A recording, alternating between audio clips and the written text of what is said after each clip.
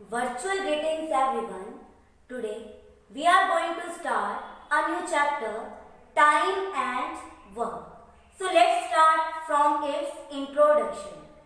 Before starting the concept of time and work, let's take a short recap on unitary method. In previous classes, we have discussed about if the cost of 20 notebooks is ₹1000.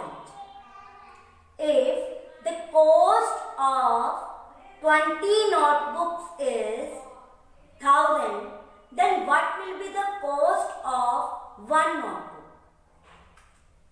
In this given question, we have 20 notebooks. हमारे पास कितनी notebooks हैं? 20 notebooks हैं and the cost, और जो उनकी cost है वो क्या है? ₹1000. Then we have to find out cost of one notebook. हमें क्या फाइंड आउट करनी है? Cost of one notebook. Firstly, we have 20 notebooks. The quantity of the notebooks are more than that of the quantity of the one notebook. पहले हमारे पास कितनी notebooks हैं? 20 notebooks हैं, और 20 नोटबुक्स की कॉस्ट कितनी दी हुई है हमारे पास? ₹1000. Then the cost of one notebook will be decrease. तो जो one notebook की कॉस्ट है वो क्या होगी? डिक्रीज होगी. It will be equals to 1000 divided by 20. It will be equals to ₹50. तो हमारे पास जो वन नोटबुक की कॉस्ट है वो कितनी आ गई है? ₹20. Same as like time and work.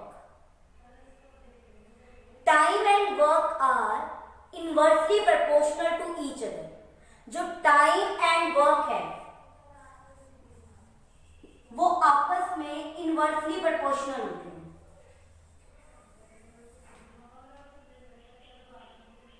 Let's take an example. Suppose A can finish piece of work in n days. Suppose A can finish piece of work in n days. A कोई person है और वो एक काम है, वो अपना एक वर्क है, पूरा वर्क है जो वो टोटल कंप्लीट करने में n डेज लगाता है. कोई पर्सन है अपना पूरा काम कंप्लीट करने में टोटल वो कितने डेज ले रहा है? n डेज ले रहा है. Then work done by A in 1 day. तो उसी काम को एक दिन में कितना करेगा? एक पर्सन है A, वो पूरा काम अपना टोटल वर्क है. Suppose he was doing the construction work. A कोई कंस्ट्रक्शन वर्क कर रहा है और वो कंस्ट्रक्शन वर्क टोटल डेज जो वो ले रहा है वो n डेज ले रहा है. Then work done by A in 1 day. तो उसने उस पूरे काम का एक दिन में कितना पार्ट किया होगा? It will be equals to 1/n. According to the chapter Time and Work, work is always inversely proportional to time. जो वर्क जो है हमारा वो हमेशा इनवर्स होगा किसका? टाइम का. For example, Ram finished his whole work in 30 days.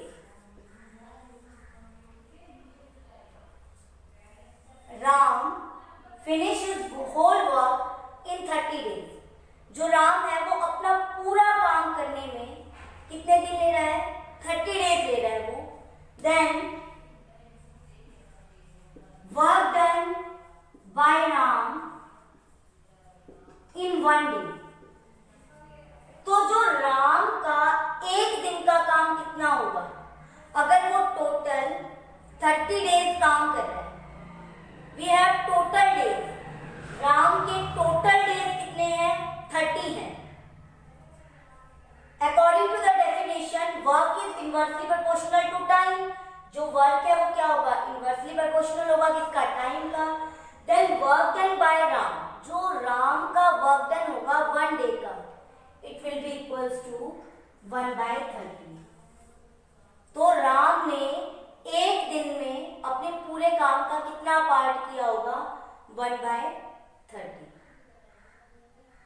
Basically, before solving the word problem questions on the topic time and work, time and work के क्वेश्चंस को सॉल्व करने के लिए सबसे पहले हम क्या फाइंड आउट करते हैं?